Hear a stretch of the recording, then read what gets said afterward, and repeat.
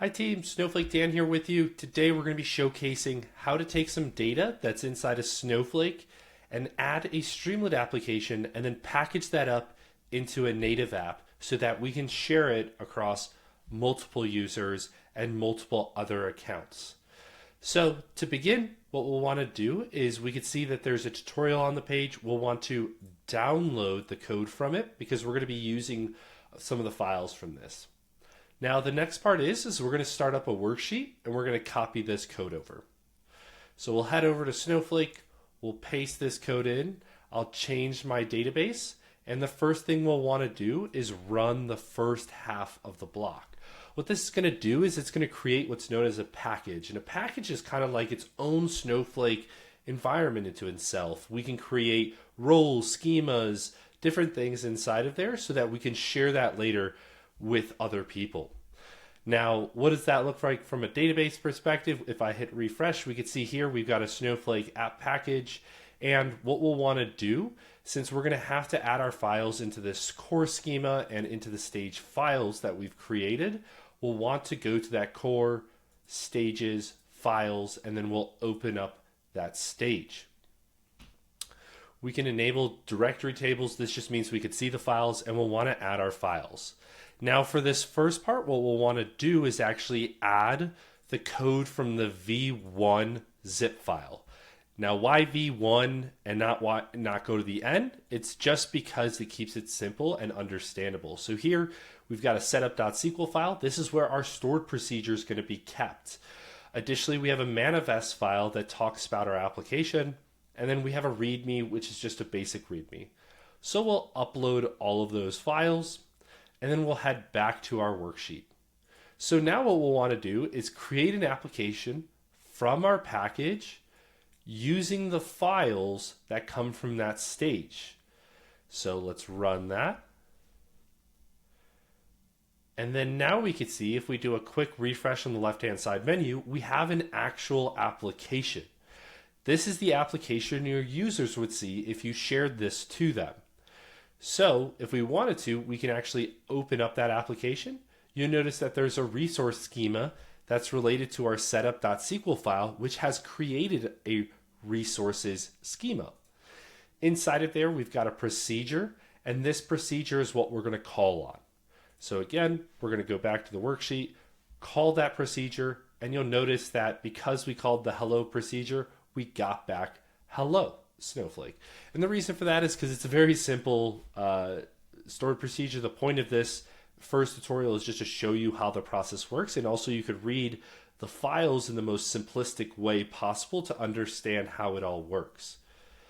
So the next one we're going to go to is we're going to add some data to this application and the package itself. So what we'll want to do is we'll switch over to the second one. Now we'll head back to the tutorial and we'll go to stage 2. And so here we'll copy that code, we'll go back to our worksheet, we'll paste it in. And so you'll notice again, we're going to use that application package. We'll create a schema that's only for the package, not for the app. The setup.sql file will have the schema that we'll share. And then we'll create a table called accounts. We'll view the accounts if we want to, and then we'll grant usage to the package for that schema. So let's get all of that. Let's click run one more time on this. My apologies, unable to use shared data. So we're not even trying to use shared data. So I'm just going to simply switch back to my Snowflake database. And if you run into this issue, just make sure you switch your database, because if you're playing around with these packages, adding them, deleting them, or the application, it might ask you to switch your database because your context might be messed up. So from there, we'll create a schema, we'll create the table, we'll insert the data, and then share it. We'll additionally drop the old application because we're going to be updating the application. So here we'll run all of these, and now it tells us to upload v2 files.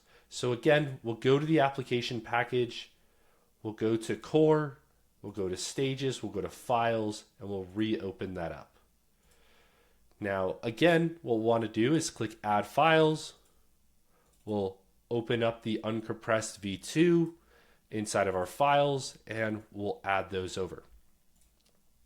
Great, so we've overwritten our old files, and so now we can head back to the worksheet, and we could run to create the application. And now, if we wanted to, we can do a quick refresh on the left-hand side menu. And now if we go to Resources and we do a refresh, we could see that there's data inside of the data schema, and there's a view inside of there called Accounts View. This is data that would be shared to the customer because, again, the Snowflake application is what the users would actually see. So from here, we could say Use Application as if we were the user, and we could say Select Star from Data.Accounts View. And so now, similar to a data share, we can see that data that's been provided to us. Perfect. So now that we have data inside of our application, I want to do something with that data. I want to give my customers a visualization of this data along with the data. So this is where section 3 comes into play, which is Streamlit. So what we'll want to do is head back to that tutorial. We'll copy the code for this section. We'll head in and paste that in. Now again, what we're going to do is we're going to drop the application. The next part is we want to upload those v3 files. So I got ahead of myself by dropping the application. That's perfectly fine. If we refresh on the left-hand side menu, you'll notice the application goes away, but the package doesn't, because the package is what we're using to actually build the app. So here we'll go back to Files and we'll open that up once again. We'll click Add Files, and then I'll go to my downloads and open up the v3 version. And I'll open that and I'll grab all of the files and I'll place them in. Now you'll notice that there's one additional thing has been added here, and that is the actual streamlit.python file or py file has been added as well. We also modified the manifest.yaml file so that when the user clicks on our app, it will go straight to that Streamlit, and we'll get to see that in a second. So we'll hit upload again one more time, and we'll head back to our worksheet. Perfect. So now we'll use the application package again, and we'll create the app from it one more time. Perfect. So now that we have our app, if I do a quick refresh, you'll notice we have an app here. And if I actually open this app, you'll notice now that we have an Open App button here. And if I click that Open App button, it takes me directly to the Streamlit app itself. So now Streamlit will use a warehouse that's in your consumer's Snowflake account to generate the app itself. And so here you can see I've added a little bit of code just to add a header, some text, and then I've also added the table as well. So if we ever wanted to, we can add more visuals, we can add more charts, more visualization to make this a very rich analytics with our data that we're sharing to our consumers. So the final piece might be, well, this is great, Dan. I've got my app, I've got my data, I've got my functions. I want to give this to the customer or to the end user. So the last part is really going to be done via the UI. The UI being is that it's just that much easier than writing in the code. And also I found it a lot easier to manage all the patches and things like that. So what we'll want to do is here on the left-hand side menu, you'll notice that there's a section called App Packages. So we would select App Packages, and you can now notice that there's this Snowflake application package that we've been working on this entire time. So if I click on that package itself, you could see it's asking me to add my first version. So if I wanted to deploy this, I have to create a version of this. And so versioning is the idea that you can deploy something to the end user, but you might want to update it later, whether that's add data to it, whether that is changing how the application works, adding more features. So we'll want to add our first version. Now we can call this V1. We'll select the database, which is the package itself. We'll say that we just want to use the root of the files because that's where all the files are. And we'll set this as the default. Now, what does it mean by the default? The default is essentially what everyone will get. So if I have version 1 and I create multiple patches of the same code or different variances of the code, only the one that is set to the default is the one that will get pushed out to other people. So here I can simply click add for this one, and it will create the version and additionally the patch itself. So now it's found one simple error, which is saying warning, in file application role should be created with an if not exists warning, and then another one where it says Streamlit. Additionally, it's asking me to do it if not exists. This is okay. You can go and edit these files, and by the time I release this tutorial, you won't have this error. But it does show you that if you do mess something up, Snowflake will let you know that this is happening. So we'll copy the results and we'll hit done. Now, since we have our first version, basically what we could do on here is also publish this. So if we wanted to publish this, we could do it in one of two ways. We could either do it to the marketplace if we submitted a provider profile, or we could do it to specific consumers.